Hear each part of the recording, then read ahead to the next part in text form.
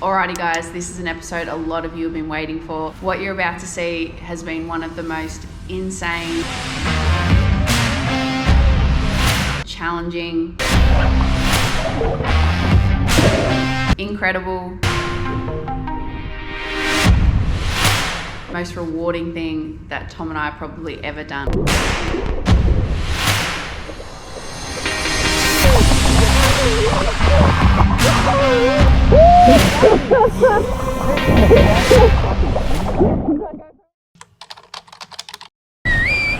What a look, god damn. I look like a total bag. Just on the side of the highway. Please change gears. G'day legends and welcome back to This Is LIV'N. We want to know, what is the furthest trip that you've done for a weekend adventure? Roll the B-roll.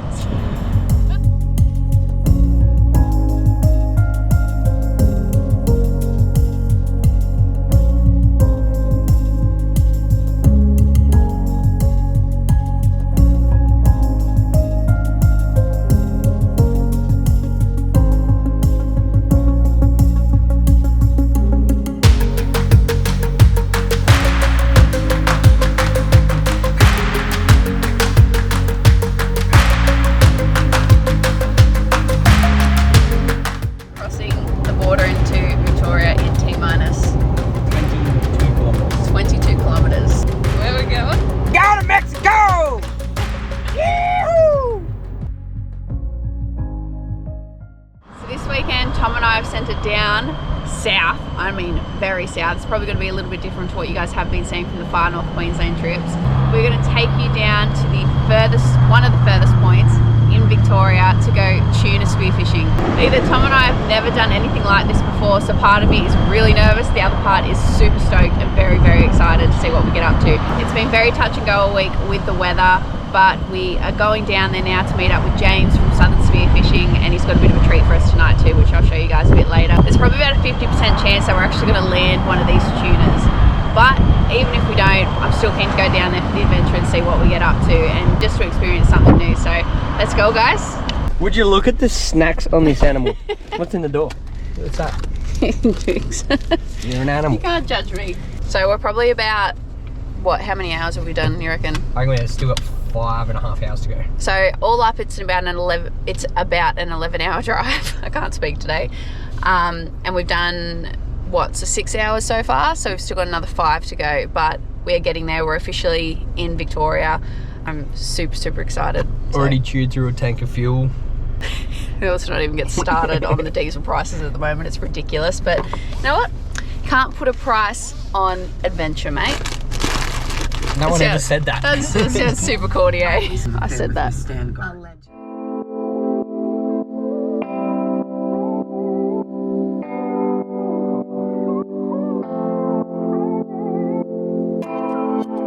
Tell you what, I reckon Australia's best kept secret is South Victoria. Holy shit, this place is beautiful.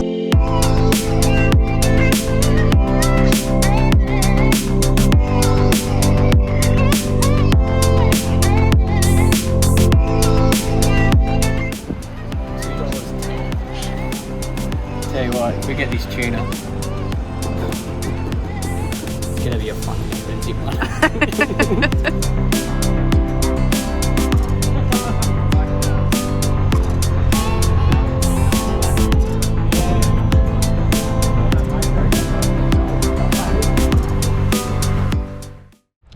Well guys, we made it. We made it the 11-hour drive down here, and let me tell you, it is freezing. It is so cold. I'm definitely gonna have to put another jumper on. We met up at the boat ramp with James, and we've also made a couple of new friends, which is pretty cool. We're just discussing tomorrow's plan of attack. Like I said earlier, I'm a little bit nervous. Never done this before. Never been in probably over 30 meters of water. So it's gonna be interesting. But you know, again, give anything a crack once, I guess. Down here is so beautiful, honestly. I did not expect it to be this beautiful. It's literally hills that back straight onto the ocean. It's amazing. Yeah, the plan is, so James did send us a video a bit earlier today. I'll drop it in here and you guys can have a look, but he's got a bit of a surprise for us. Got our scallops.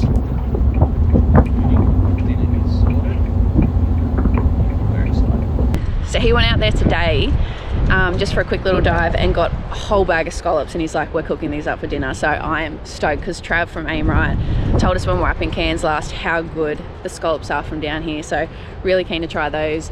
But yeah, at the moment we're just going to be camping, I guess, here tonight, and then plan is to get up first light and then send it in the boat. I'll show you the boat. It's not a very big boat either. But we're going to send it out in the boat first light tomorrow, about 80 k's offshore, which is about 3 hours probably in this boat. Watch me get seasick. I'm going to be making my own burley for these bloody tuna, I'll tell you that much. But it should be good. So we'll see what happens for the rest of the night. Keep you guys updated, and we're kind of just winging it from here. Don't really know what's going to happen. No idea, no clue, but I'm excited, so let's go. 16. How we going, boys? This is the fuel tank that we're taking behind the boat. Actually, literally going to the oil rigs to fill up. So that's why we're going to the oil rig. Yeah, copy. Yeah, look, she's not the biggest thing, but I've got faith. Yeah, it's going to be fine. I've got Stephen. She's a eight. She'll do us well. She'll be fine. Very cool colour. Sexy colour. Love it. I bought it like this, so Yeah? I can't claim it. No, you bought it like this? Yeah, I can't claim that I've built it or done anything. I would be so happy with this. Putting Live bait in there. I was going to say the 8 kilo tuna. Oh, that's what we're going to put. That's what we're going to put the tuna in, okay, guys? Oh, and the lobbies. Brekkie lobbies. What about James? He messaged us earlier, was it yesterday? And he's like, just so you're aware, maybe like, we got to be realistic about this, guys. And I was like, it's going to be fine. It's going to be so fine. Tell the rest of the story. There's a 50% chance of seeing a fish. 50-50 seeing If you a see a fish. fish, Yep. it's 50% shooting the fish. If you shoot, it's 50% getting it in a boat. Yeah, that's it. So what are we down to, like and about 10%. 10%? Listen to these guys, they've got so much faith. We got a surprise for you too. So Trav not only sent me a new nice thick wetsuit more, but to say thank you for taking us out, Got yourself a new float. you got an Aim Right float. Look at this puppy. How good is it? Brand new. Brand new. Off the Because we might be swimming back on these is this one of the prototypes or is this off the production? Gonna blow them up, take them out for a test run tomorrow for Aim Right, and we're gonna see how they go.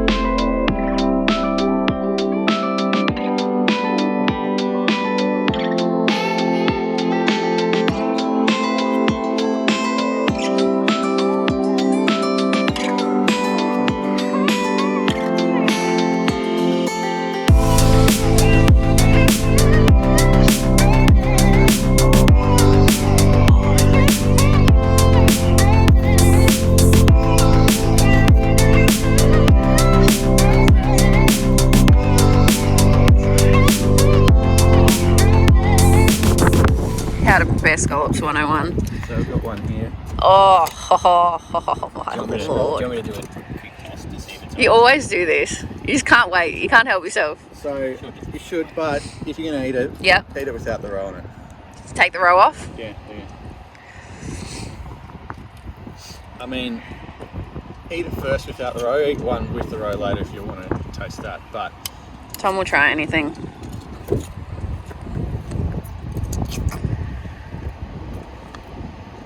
What do you reckon?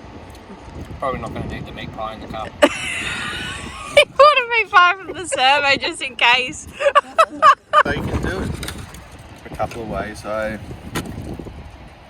not that one. Welcome to Southern Spearfishing Scallop Masterclass. We have scallops, of course, and what you do is open them up and give it a bit of a flick. Then give it a bit of a slicey slice.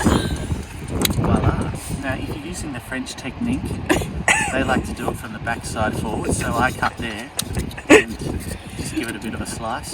But the Italians go from the forward, so they start on this side and take it around the front. Copy. Now, if you're an Australian, you would throw that part out and send that on the hook down to catch a snapper. Alright, what was that? That was erotic. That was fucking beautiful. What did you say? I said erotic. So we've tried them sashimi, and now, like all tradies do apparently, We're gonna bring out the flame torch, the oxy torch. What a stage fright. We're gonna bring out the flame torch and some soy sauce and sear them up and see how they like that way. There we go. Beautiful, love it. So This is very gourmet.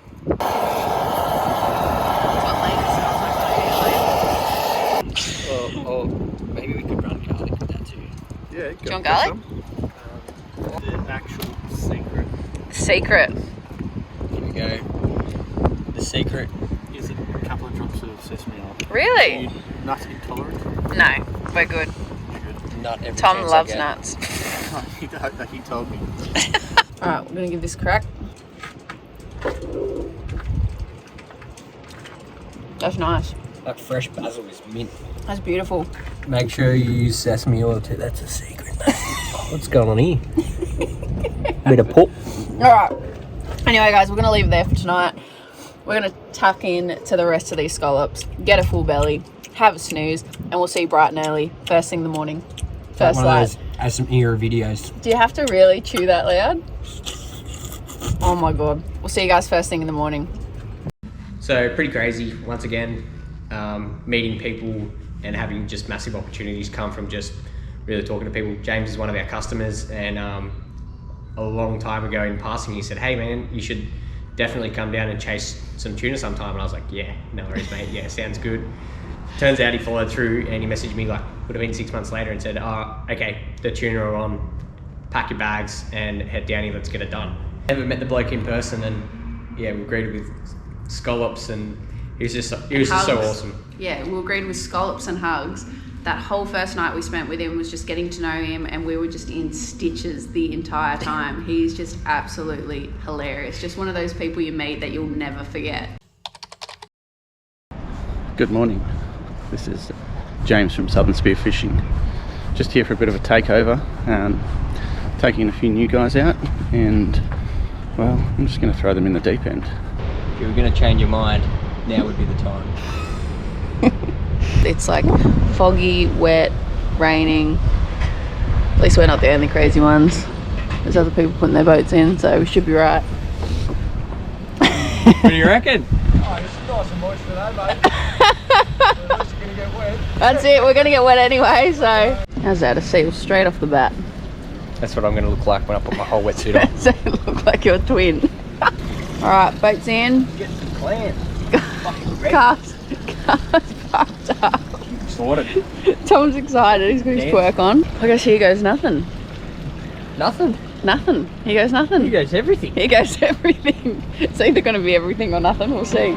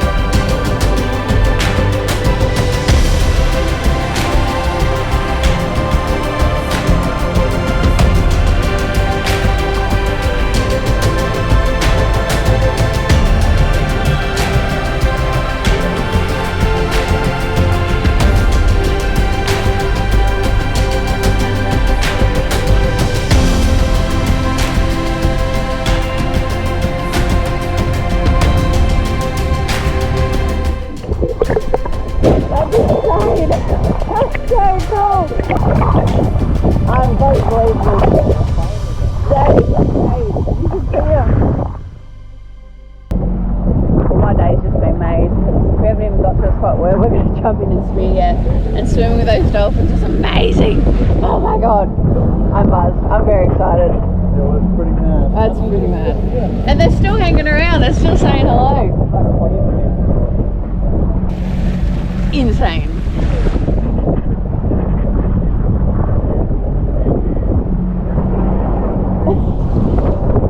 I'm gonna say it. This is LIV'N, mate. This is LIV'N, mate. So cool. So when it came to the ride out to the oil rig where we were meant to be spearing for these tuna, we had no idea what we were in for. And literally as fast as you can see in the video, it developed that fast. Like, we were on the water for 4 hours. We thought just the bar was gonna be really rough, and it never got any better the whole way out there. Prop came out of the water with pretty much every piece of swell, so that was insane. And we got there, we're like, oh, we'll have a bite to eat, and we'll have a little bit of a look on the sounder. And like, literally straight away, as soon as we hadn't even pulled the boat up, Liv's eating 2 Pringles and there's those birds dive bombing. So yeah, we turned the sounder on straight away, and it was literally that quick that there's marks on the sounder, and they were in the water. At that point, the nerves really started to kick in, and for some reason the boys thought it'd be a good idea to let me go first and I guess be the crash test dummy. In the water I went, and this is what happened.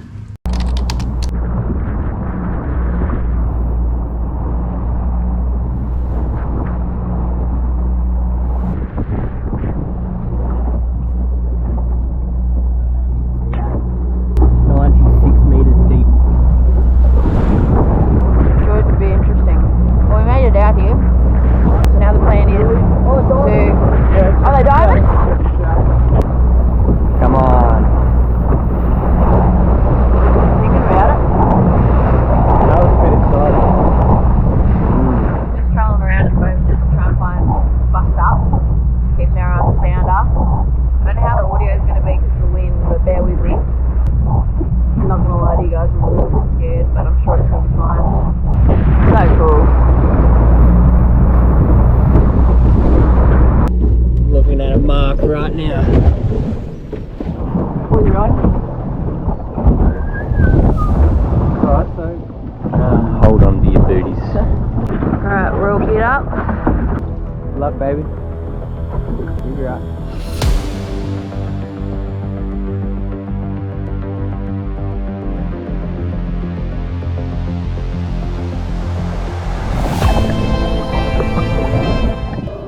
Describe the feeling of being in water deep as this, where you look down and you see nothing but dark blue. There's no objects to gauge off until you see these huge figures appear.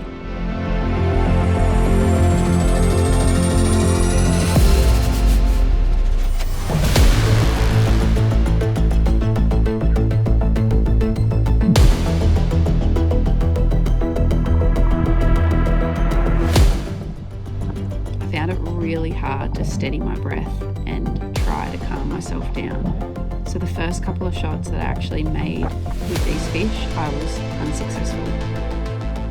It wasn't until I had a bit of a breather and a pep talk from James that I really tried to just calm myself down, did a duck dive, and I had another crack.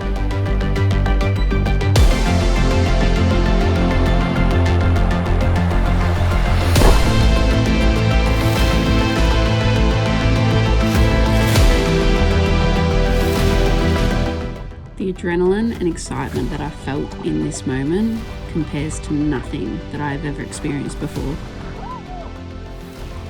But I knew shooting the fish was only half of the job done. I had a huge battle ahead of me where I had to try and bring this monster to the surface, and boy did it put up one hell of a fight.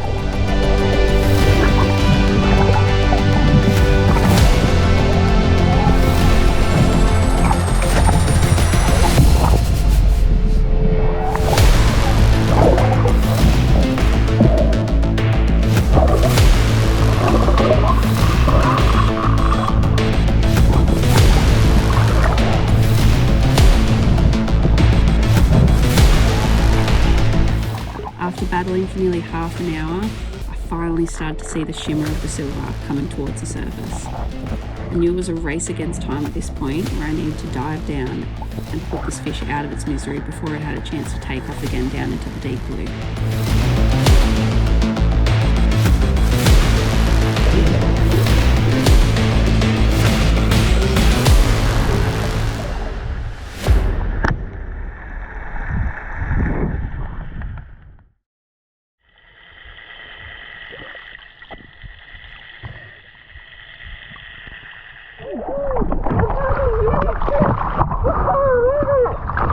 Holy fuck. Good fish. Definitely a record.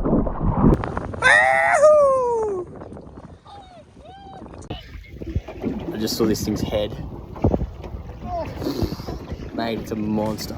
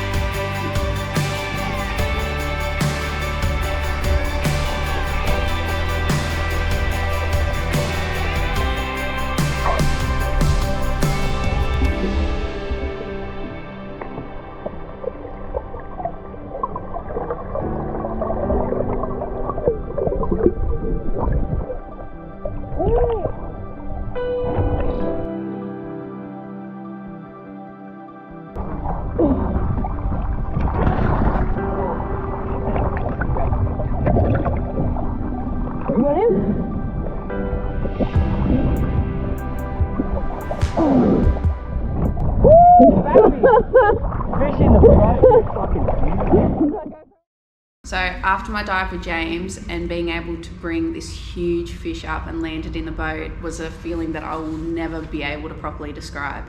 To this day, I'm still pinching myself. Once I got in the boat, it was my turn to play boaty, and it was then the boys' turn to jump in and have a go.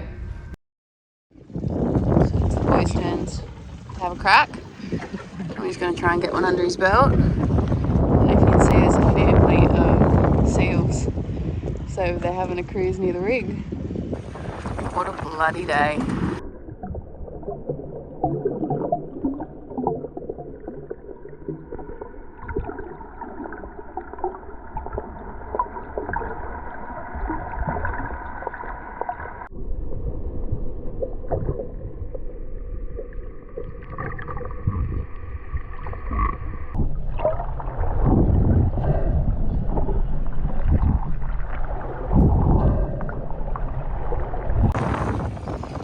Crap, that fish is fully pulling that float under the water. Holy crap!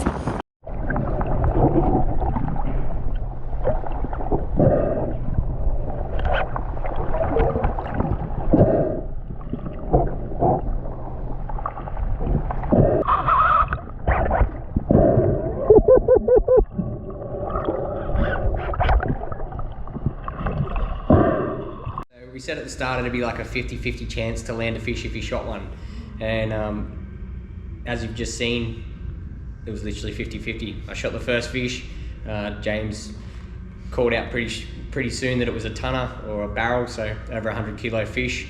I fought that fish for about half an hour. As you can see, every time I made up a foot of line on the pulley, it would just pull it straight back through. Realistically speaking, there was not much chance of me landing that fish. The shot was more than likely poor placement, really hard to see in that water. I also didn't have a GoPro on my head because I was actually quite nervous, and I really didn't want to take the risk, because if you have a GoPro on you, or realistically anything that weight, anything like that, the line gets caught on, 100 kilo fish pulls you to the bottom and it doesn't come back. So that's basically the reality of it. We don't have a lot of footage of my dive, but it happens. Yeah, you can see in the videos here, it's pulling the float under. I couldn't make any gain on it at all with the rope, so James went back to the boat to try and rig up a pulley system so we could pull it up from the boat. Unfortunately, in the process of him doing that, I was watching the floats and trying to keep them on the surface. It pulled both boys well and truly under the water and just snapped off. So we had a bit of a reset, reorganised, reloaded the gun, swam about 400 metres back towards the oil rig, and as soon as we started dropping those pillies in the water, once again, there were just more fish coming through. Unlike Liv, I didn't miss 7 shots. I saw my fish, shot the fish, and actually got a heaps better shot placement on this one. It still took me about half an hour to, from shot to getting it in the boat, and yeah, we finally did, but just crazy.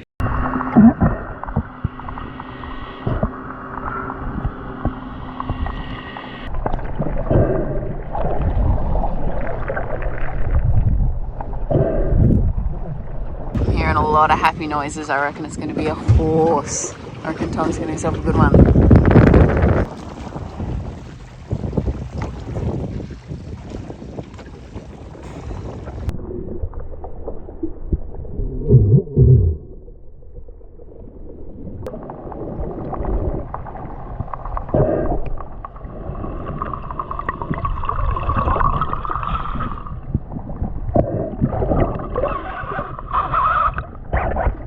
What happened with Tom's second fish?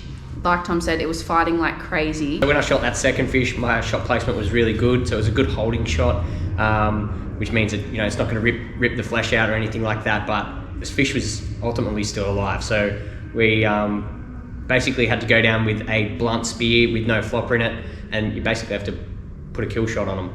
I took 3 kill shots, hit the fish every time, but unfortunately didn't hit their brain, which is like that big. So it didn't die straight away. In the end, we pretty much jumped in the boat, dragged it on board and finished the job there. At that point, like obviously we'd been in the water for a fair bit, and it's great white territory down there, so you don't want to be in the water longer than what you have to. As well as when we decided we were going to pull Tom's second fish straight into the boat, I did not have the cameras on me. My only priority was getting this fish in the boat, which we managed to do, which was sick.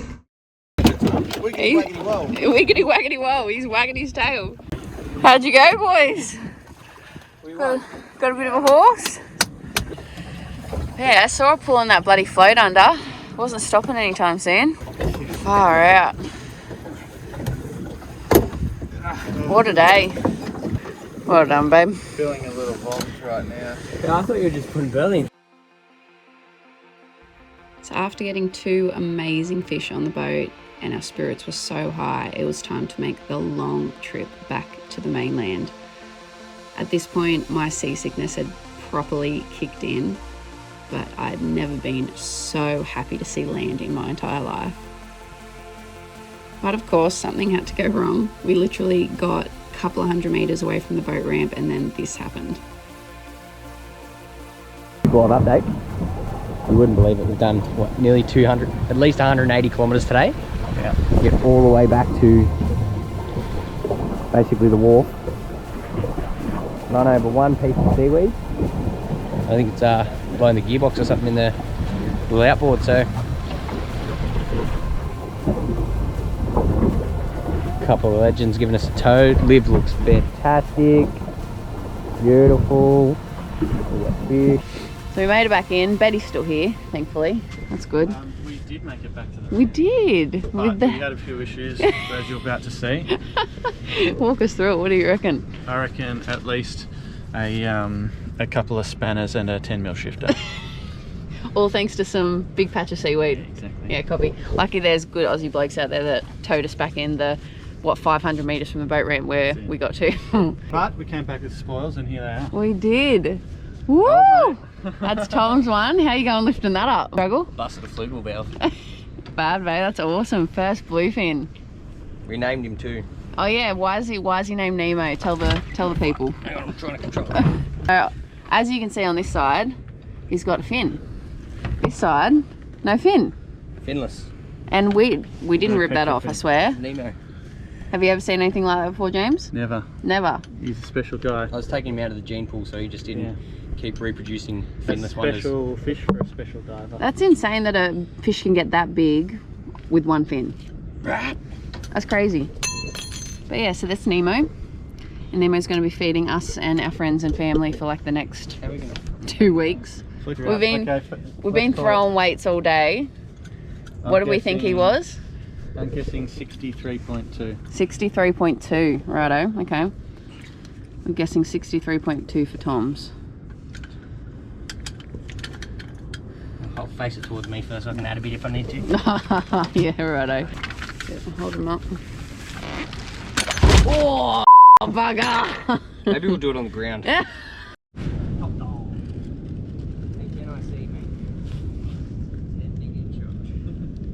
Well, Tom's one makes my one look small. I'm proud of you, mate.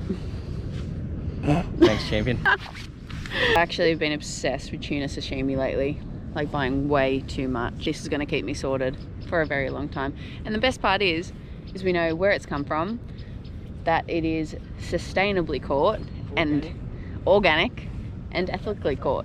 So you can't get much better than that. Like really, yeah, we drove 11 hours south to get these, but not even mad about it. We'll do it again next weekend. Not bloody bad, mate. It's a weapon, eh? It's fucking huge. Woo! It's gill on the other side. Oh. Don't try and stretch yours to make it look bigger. What do you mean? That's some beastie That's fish. fucking awesome. Honestly, I'm still pinching myself. This is insane. Can't wait to eat this. So we didn't have scales to weigh the fish. Probably guess them at about 40 and 60. I'm pretty happy with that. There's a lot of food in that, eh? 100%. Insane.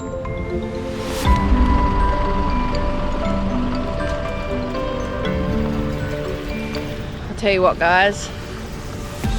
Today was probably the craziest, most difficult, intense, incredible thing that I have ever done. I can't even put into words. Like, I don't even think my brain has comprehended what we actually just did. Like, to go 80 plus Ks offshore in that little boat with Tom and James was just insane. I would never ever thought that I'd have an opportunity to do something like this, but like, we met James because Tom helped him with his D-Max through Sydney 4x4, like our workshop. And then from there, he's like, you guys need to come down and I'll take you out spearing for blue fin tuna. Like, that's insane. What? It's just amazing. Anyway, I'm gonna leave it there for now, but we've got a long, obviously, drive back to Sydney.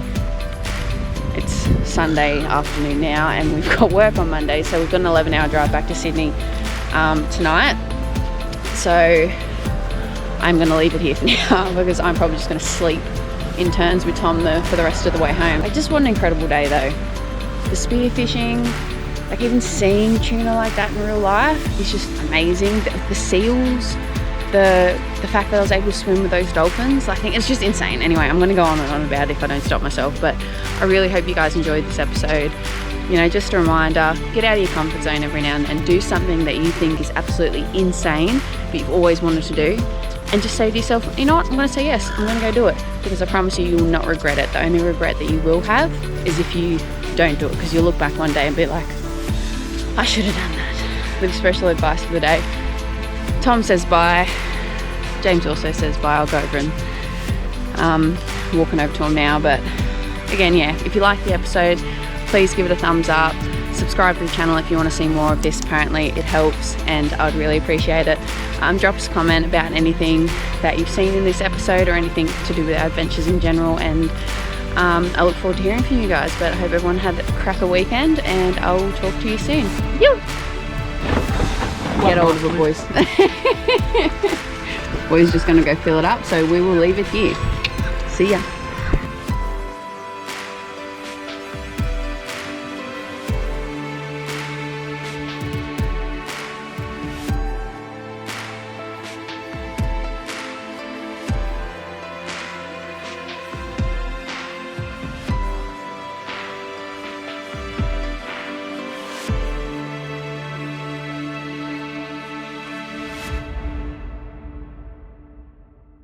Obviously, it was an absolute insane day and we were just exhausted by the end of it. Plus, we had an 11-hour drive back, so we didn't really get a chance to sign off and just do a bit of a chat with you guys about the whole day in general. Realistically speaking, like I didn't even process the whole day, even when we were cleaning the fish, until I got back in the car.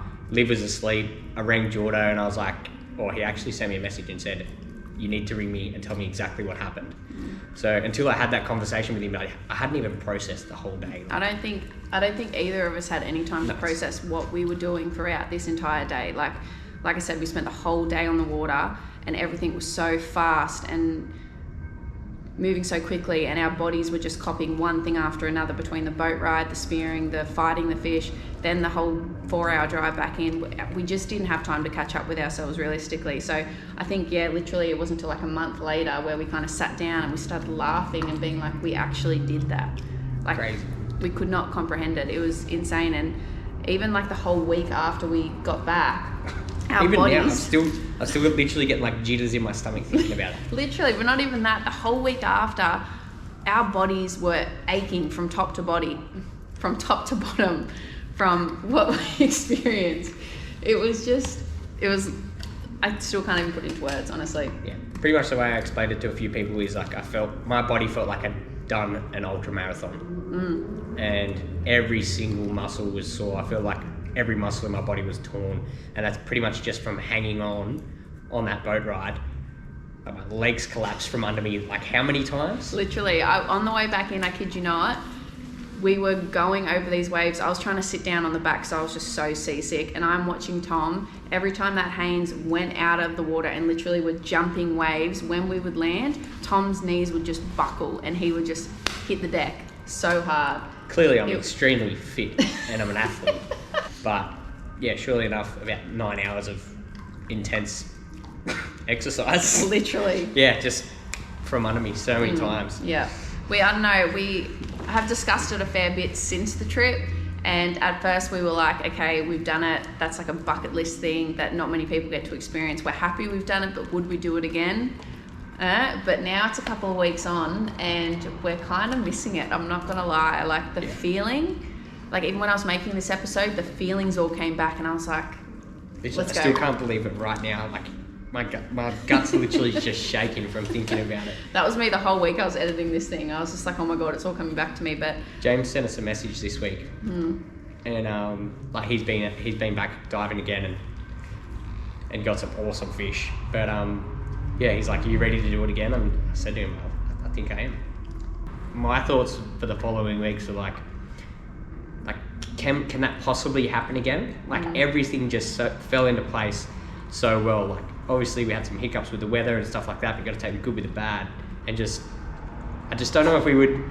I don't know if you can get that lucky twice, but I guess there's only one way to find out. that is very true. We could always give it another crack. It's just like to think that we've, gone from shooting mowies and wrasse to then coral trout in far north Queensland to then travelling to South Victoria and shooting a bluefin tuna each. How long have you been spearfishing? I don't even know, since I met. 12 months? Yeah, maybe. 2 years? Like maybe a year and a half or something I've been spearfishing for, and to have an opportunity like that, let alone actually be able to go out there and do it, like how does that happen? I don't know. Even James, when we got back to the boat ramp, he literally gave us the biggest cuddle and he was like, I've known people who have been trying to land one of these fish for years and they haven't had an opportunity like that. They haven't, everything didn't pan out for them how it did for you guys, like I'm not saying that we didn't work for it. I feel like we worked for it, but there were other boats on the same day that went out from different locations and saw nothing or saw 5 kilo tuna. Yeah, and then this was our first time going out, and it was pretty much the first. It was the first bluefin tuna run down there, for the year. For the year, pretty much, for James and all his mates and all the people that are into bluefin. Like we were the crash test dummies. Will we do it again? Potentially. I have to say, so now that we've done coral trout, Tom's gotten a kingfish before, we've done the bluefin tuna, what is next on the list? Marlin? Could we do that? It's a bit ambitious, but so was bluefin. I don't know guys, who knows what we're going to do from here. We've been talking to Trav from Aimright and obviously James from Southern Spearfishing, as well as a lot of other great spearos out there about future adventures, so who knows. Wet mammal, when Sam lands back in the country, I reckon we'll be doing a bit with him. But yeah, Liv and I were talking the other day and I basically said, that's why we're doing this. We're doing this to encourage people to get out and do it and show people that realistically you can. Like the only limitation is yourself. And to be able to meet these people is just icing on top. It's sick. Yeah, I'm bloody real. Alrighty guys, well we're gonna leave it there. I really hope you enjoyed this episode. Drop us a comment about anything that you might have seen, or if you've got any questions or you just want to say g'day, we love going through the comments. And if you want to swap some tuna for some other wild game, we are happy to do that. Sorry, carry on. Copy. Anyway guys, we will catch you next time. Who knows what we're going to be doing next. We're getting into winter now, so I don't know, we'll see, but we will catch you soon. Cheers, guys. Yeah.